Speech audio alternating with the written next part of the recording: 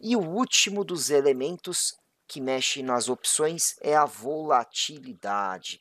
Aí é o seguinte, eu posso falar primeiro de volatilidade da ação, volatilidade do ativo objeto ou do ativo subjacente. É a volatilidade que se refere aos movimentos de preço da ação. Então eu consigo voltar ao histórico da ação e falar qual é a volatilidade da Petrobras em 21 dias, ou em um mês, ou em 3 meses, ou em 6 meses, ou em um ano. Isso eu sei calcular, porque eu tenho o histórico da ação. Então a volatilidade histórica, que a gente chama de VH, é a volatilidade que se refere à ação.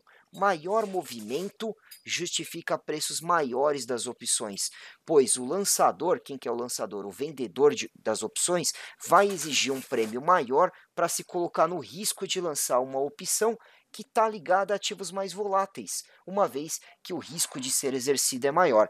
Então, se aumenta a volatilidade, aumenta o preço da opção, porque o risco do exercício é maior e o vendedor ele vai querer um prêmio maior para ter esse risco maior. Lembra que no mercado financeiro eu falo que volatilidade é risco? Maior volatilidade, maior risco. Exemplo, vamos ver nessa tabela o preço da ação travado em R$ 15, o exercício também travado em R$ 15, e o que vai mudar? A volatilidade. Se a volatilidade da ação é 20%, quanto está valendo sua opção? R$ 1,38. Se a volatilidade sair de 20 para 25%, já vai para 1,73 a opção, considerando que os outros elementos se mantenham constantes, ou seja, ação a 15, preço de exercício a 15, dias para o vencimento 22 dias e taxa de juros aqui no slide estava na época 13. Então os outros elementos não mudam. O que só está mudando? A volatilidade histórica. Conforme vai subindo a volatilidade, vai subindo o preço da sua opção, até que ela sai, ó, se de 20% vai para 55% a volatilidade, a opção saiu de 1,38 para 3,65.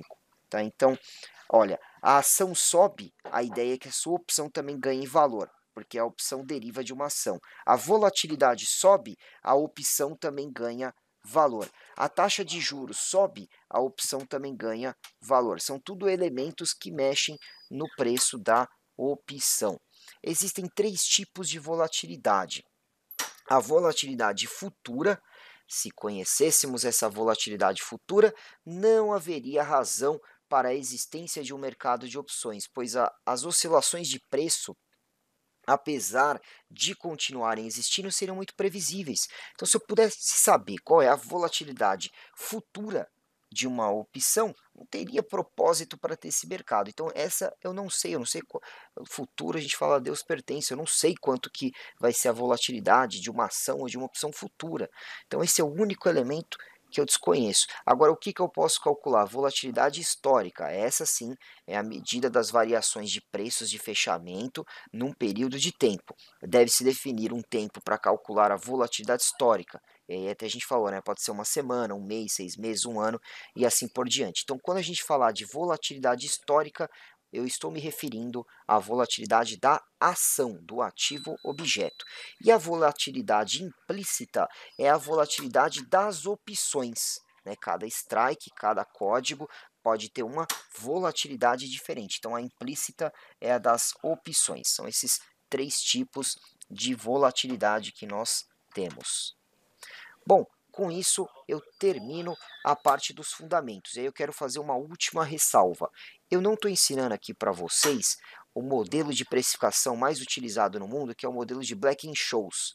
Esse modelo ganharam um prêmio Nobel, né, o Fischer Black e o Scholes, devido a esse modelo, o que acontece? A gente consegue calcular um PT, que é um preço teórico. Se você colocar os 5 elementos que eu ensinei para vocês, que é o preço da ação, esse você conhece, o preço de exercício, esse você também conhece, o preço de exercício ou strike, né?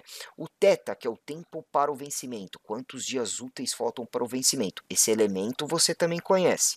A taxa de juros, quanto está a Selic aí no Brasil, esse elemento você também conhece.